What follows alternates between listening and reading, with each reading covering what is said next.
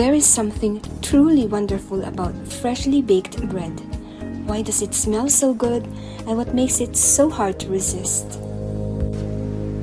Grains have been the most important staple food in the human diet since prehistoric times, so it is a slight exaggeration to say that baking is almost as old as the human race. Because of the lack of cooking utensils, it is probable that one of the earliest grain preparations was made by toasting dry grains, pounding them to a meal with rocks, and mixing the meal to a paste with water. Later, it was discovered that some of this paste, if laid on a hot stone next to fire, turned into a flat bread that was a little more appetizing than plain paste. A grain left to stand for a time sooner or later collects wild yeast and begins to ferment. This was no doubt the beginning of leavened bread. Archaeology and history show that bread has been eaten since the earliest times. Remains of stone querns indicate that cereal was ground in prehistoric Britain to make a bran-type grain. It is likely that this would have been fashioned into flat breads and cooked over a hot stone in an open fire. At the same time in Egypt, where civilization was considerably more advanced, the Egyptians were credited with being the first people to make breads. Paintings on Egyptian tombs depicted bread being offered to the gods.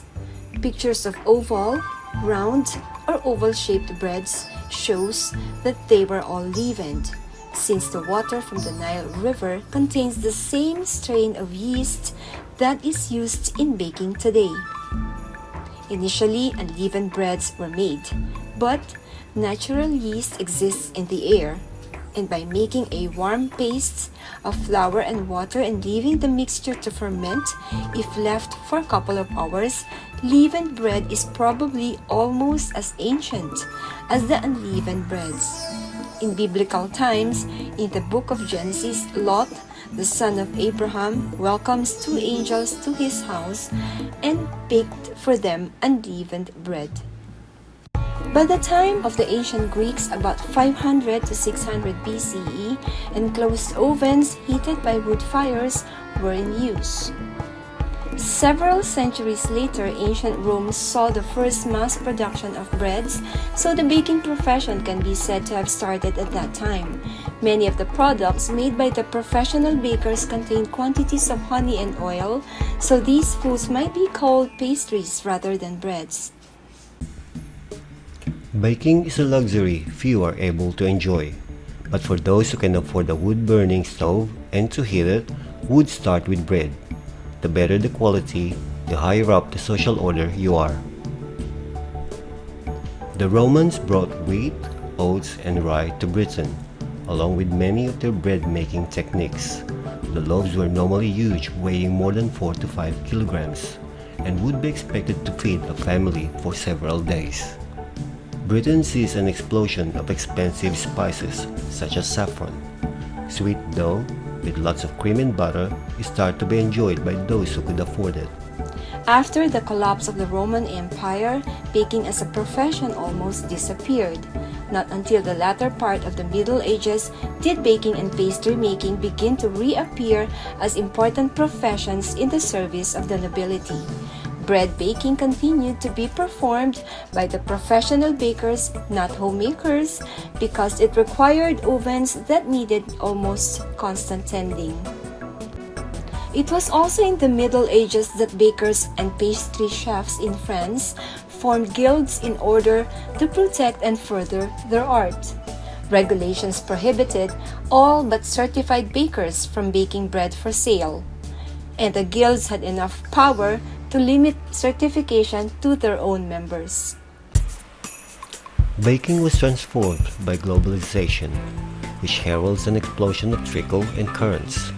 Plum cake and bready dough with lots of butter, cream, and raisins became popular. Economic growth prompted an emerging middle class, and baking trickled down. Amid growing wealth and social change, people could think about eating things other than bread and imitate the upper-class diet. baking became more accessible, and so more people baked cakes and biscuits. By the late 17th century, sugar was cheap, and so you saw the emergence of mince pies as we know them, made with sugar and spices. And with the refinement of flour, you see the development of gingerbread as we know it. From the 16th century, you had the onset of cookery literature, in which you start to see recipes for things we might consider today as small, yeasted cakes and buns. They would be eaten as part of the dessert course to help you digest the rich meal you had eaten beforehand. You also started to see the emergence of kitchen equipments, such as the cake hoop, that is, a cake tin. The tin was lined with buttered paper. Cakes were made with ale and were very solid. The modern-day equivalent, in terms of the yeast bread-based dough, would be a lardy cake. Seed cakes were also popular. Pastries were considered fashionable in the late 17th century.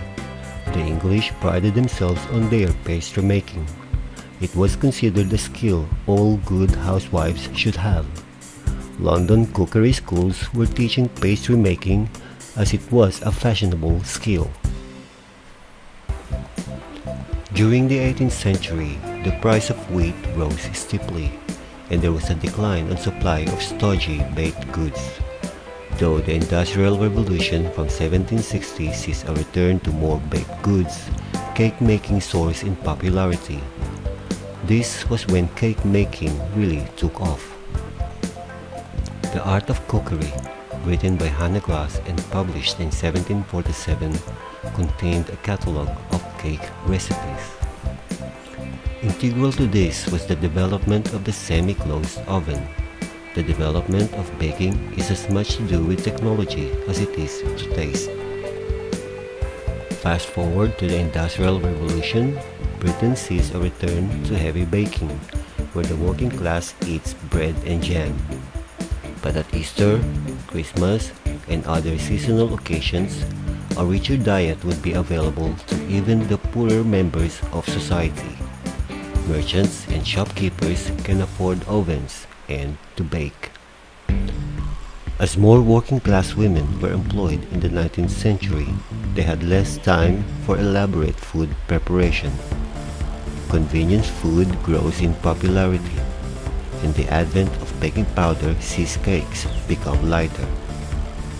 We often think of the fast food culture as being a recent thing, but women in Britain in the 19th century increasingly relied on convenience foods such as pastries and pies. Meanwhile, the introduction of baking powder saw the style of cakes change from dense yeast-based bakes into cakes made with flour, eggs, fat, and a raising agent. Bakers also made cakes from doughs or batters containing honey or other sweet ingredients, such as dried fruits. The European discovery of the Americas in 1492 sparked a revolution in pastry making. Sugar and cocoa, brought from the New World, were available in the Old World for the first time. The 19th century saw the development of modern baking as we know it. After the French Revolution in 1789, many bakers and pastry cooks who had been servants in the houses of the nobility started independent businesses. The most famous chef of the early 19th century was Marie Antoine Carême, also known as Antonin Carême, who lived from 1784 to 1833. His spectacular constructions of sugar and pastry earned him great fame, and he elevated the jobs of cook and pastry chef to respected professions. The 19th century was also a time of great technical progress. The most important of these technological advances was the development of roller milling. Prior to this time, flour then had to be sifted or bolted, often numerous times, to separate the bran. Another important development of the period was the new availability of flours from the wheat-growing regions of North America. In the 20th century, advances in technology from refrigeration to sophisticated ovens to air transportation that carries fresh ingredients around the world contributed immeasurably to baking and pastry making. Before we end this presentation, here are some interesting trivia facts. Cutting a cross in an unbaked bread loaf was believed to let the devil out. By the 1st century CE, Roman bakers had perfected their craft.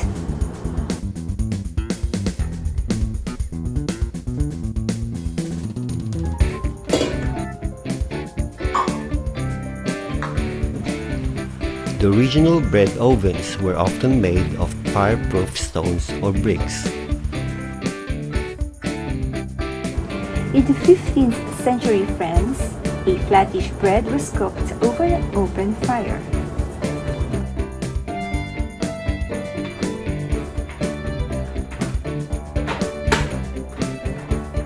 In Victorian times, all households baked their own bread. The ripeness of wheat grain is determined by their color.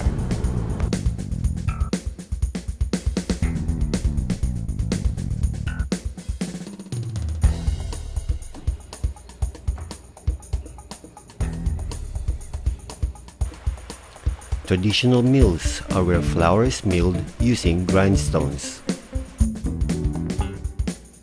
17th century windmill is a reminder of a simpler age.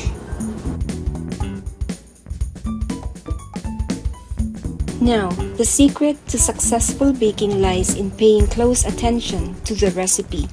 Before you begin, read the recipe carefully and assemble all the necessary equipment and ingredients. Adjust oven racks to the desired level, and 15 minutes before you want to bake, preheat the oven to the required temperature. Happy baking!